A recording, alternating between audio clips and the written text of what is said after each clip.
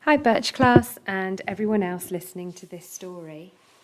It is such a beautiful day today that I have decided to come outside to read the story. So you might be able to hear some birds or some lawnmowers or some other lovely outside sounds in the background. The story I'm going to read today is one of my favourite books of all time, and it's called Everybody Needs a Rock. And it's written by Byard Baylor, and the pictures are by Parnall. And I hope I've pronounced those names correctly.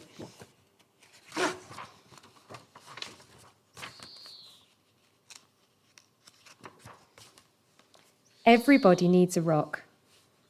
I'm sorry for kids who don't have a rock for a friend. I'm sorry for kids who only have tricycles, bicycles, horses, elephants, goldfish, 3-room playhouses, fire engines, wind-up dragons, and things like that, if they don't have a rock for a friend. That's why I'm giving them my own 10 rules for finding a rock. Not just any rock, I mean a special rock that you find yourself and keep as long as you can, maybe forever. If somebody says, "What's so special about that rock?" I don't even tell them. I don't. Nobody is supposed to know what's special about another person's rock. All right, here are the rules. Rule number 1, if you can, go to a mountain made out of nothing but 100 million small, shiny, beautiful, roundish rocks. But if you can't, any place will do, even an alley, even a sandy road.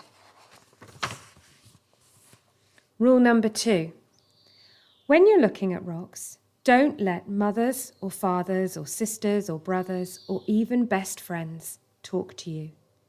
You should choose a rock when everything is quiet. Don't let dogs bark at you or bees buzz at you. But if they do, don't worry. The worst thing you can do is go rock hunting when you're worried. Rule number 3, bend over. More, even more. You may have to sit on the ground with your head almost touching the earth.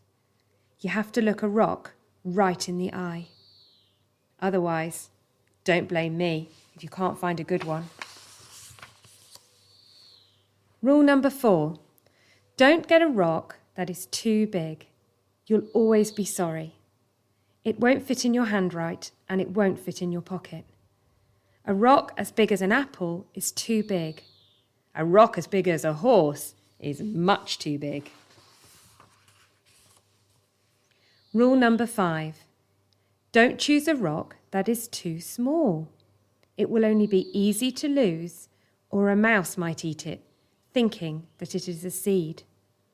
And believe me, that happened to a boy in the state of Arizona.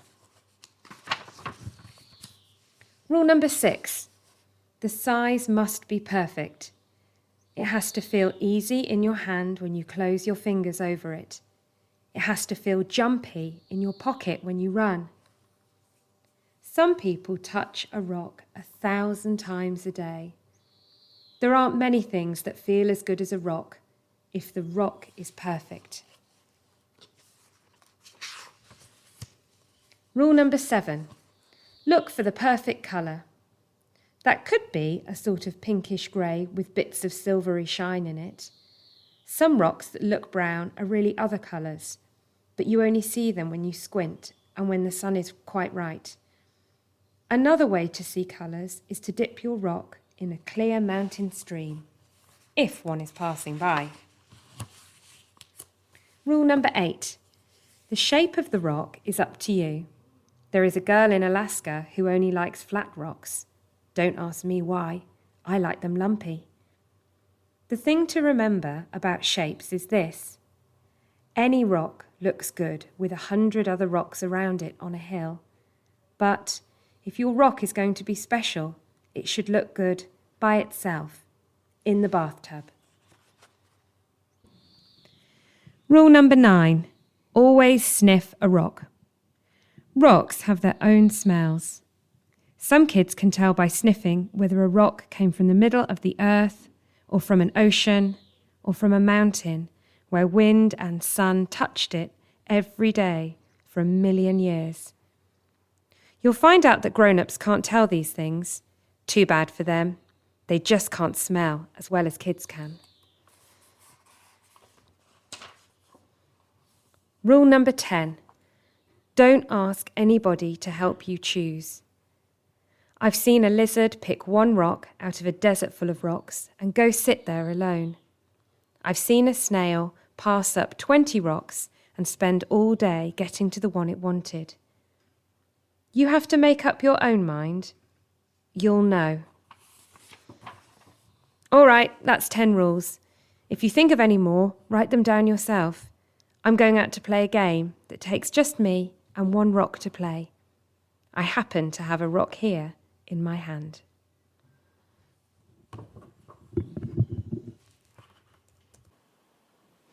Okay, so I hope you enjoyed that story. Everybody Needs a Rock.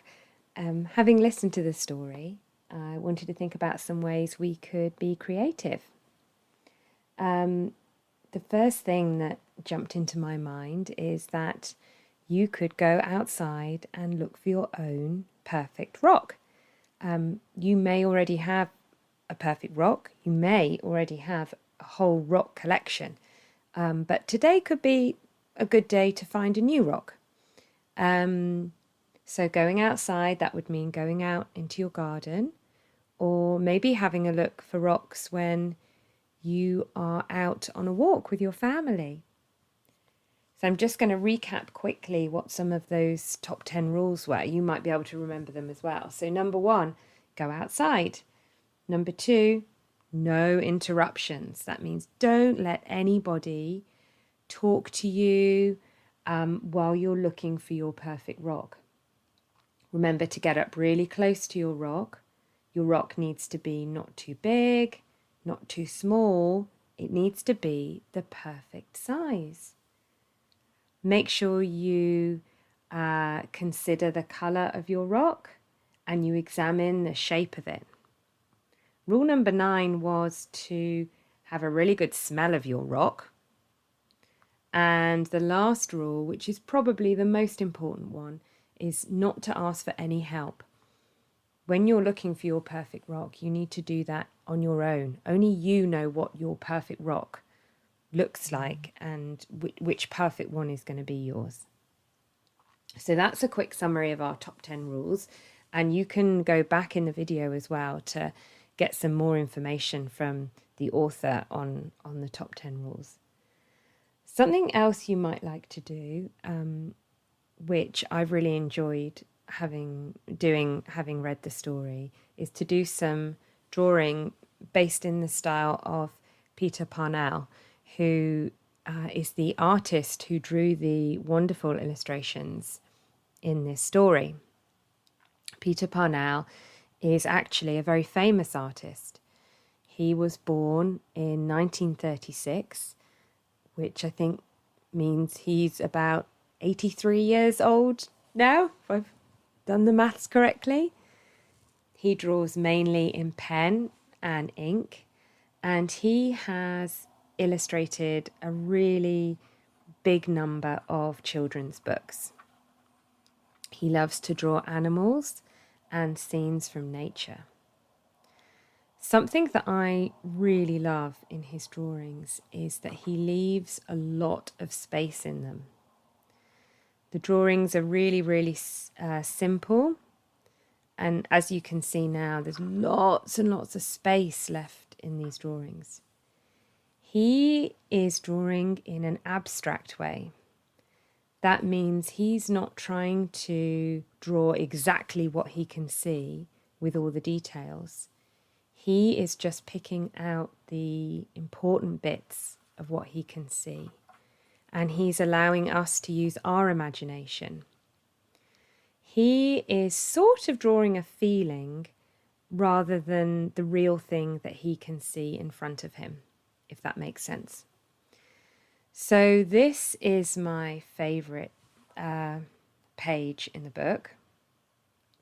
We're going to have a look at this page a bit more carefully. When you look at this page, on one side we can see a beautiful mountain scene with some evergreen trees. They look a bit like Christmas trees. We can see some rocks, lines that make me feel like it's quite hilly and bumpy around there. We can see a lovely brown circle in the top corner, and that could be maybe the setting sun. In the bottom bit, we can also see, it looks like a little fox, or it might be a raccoon, or a creature like that curled up and sleeping. So that's the first thing that I saw when I looked at this page, this beautiful mountain scene. But actually, when you look across the book, we can see that we can see an eye, and with looks like a girl or a boy, we're not sure, got their eye closed, and we can see a nose and some hair. So what's so beautiful about this picture is that this child is holding their rock. They may have just smelt their rock, they might be feeling it or looking at its colour. And when they hold that rock and do those things, they are remembering this beautiful mountain scene. So they might be remembering where they first got their rock. Maybe this is where this child got their rock from. Or maybe even just holding the rock is making them imagine that beautiful scene that we can see on the page. So this is something that we could try and do ourselves. I'm going to have a go at doing a little drawing of this. So I think the first thing we need to do is to draw our person's face. When you draw somebody's face like this sideways, it's called in profile. So my person has got a bit of a stubby nose, that's fine. And then this is their hair, and it's swooshing back.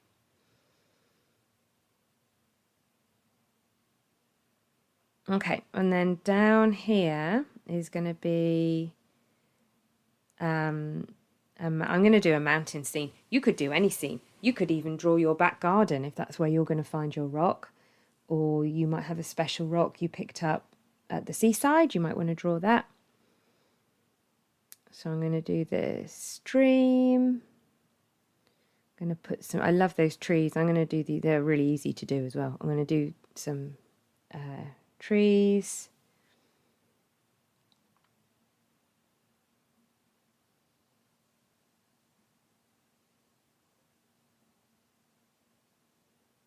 Okay, and then need to add in some rocks.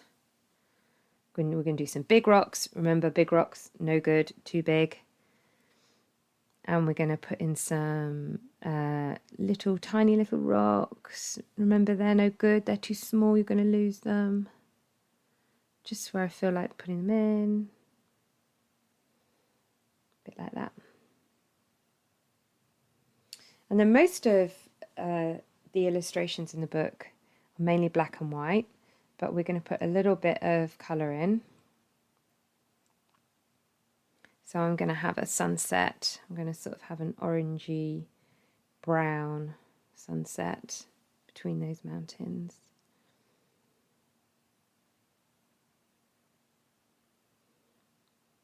I'm going to pick up that colour. Let's do some green trees.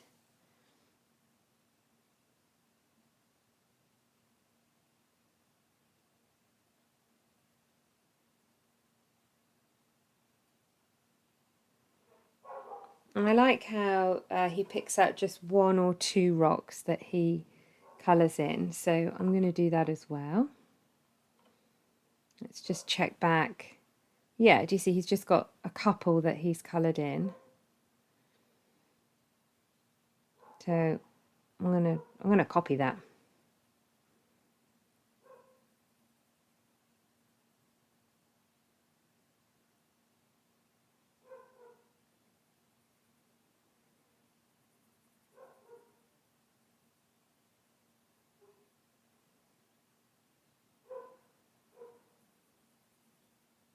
There we go.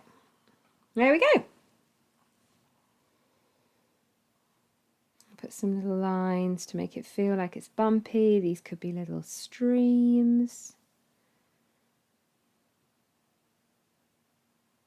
Okay, that's my sort of doodle. Okay, so before we finish, I want to show you guys my own perfect rock. And this is quite a new rock for me. I have quite a few rocks. This one I actually picked up on New Year's Day, so the 1st of January 2020. And we were going for a walk by the sea in Ireland. We were in a place called Waterford, County Waterford. And there were lots of little coves that we could climb down to that had a lot of really beautiful, sparkly rocks. I have no idea what sort of rock this is. In fact, I'm going to look that up. I'm going to do some research to find out what sort of rock it is.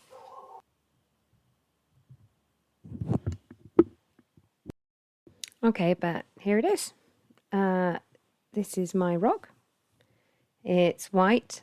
I think you can see, if I turn it around a little bit, that it's glistening in the light.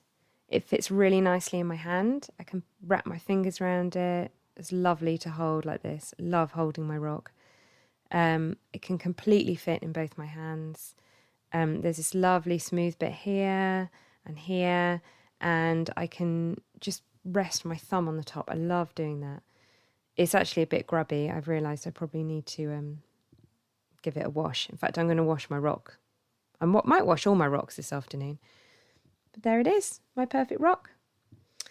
So thank you for listening to the story. I hope you enjoyed it, and I hope you've got some ideas now how you can be creative and how you can be inspired by this story. Everybody needs a rock. You can go outside in your garden or on a walk with your family, thinking about your top 10 rules, and you can choose your own perfect rock. You can do that today. How cool is that? And then you could come back in and you could do some drawing in the style of Peter Parnall, leaving lots of space in your drawings, and maybe even having a go at the drawing that I did here of a drawing of yourself maybe holding a rock and imagining where that rock has come from. See if you can get a connection with where that rock has been, or remembering where you found that rock. Okay, well, I hope you enjoyed that. And it's time for me to go now, but I will speak to you all soon. Okay, take care. Bye.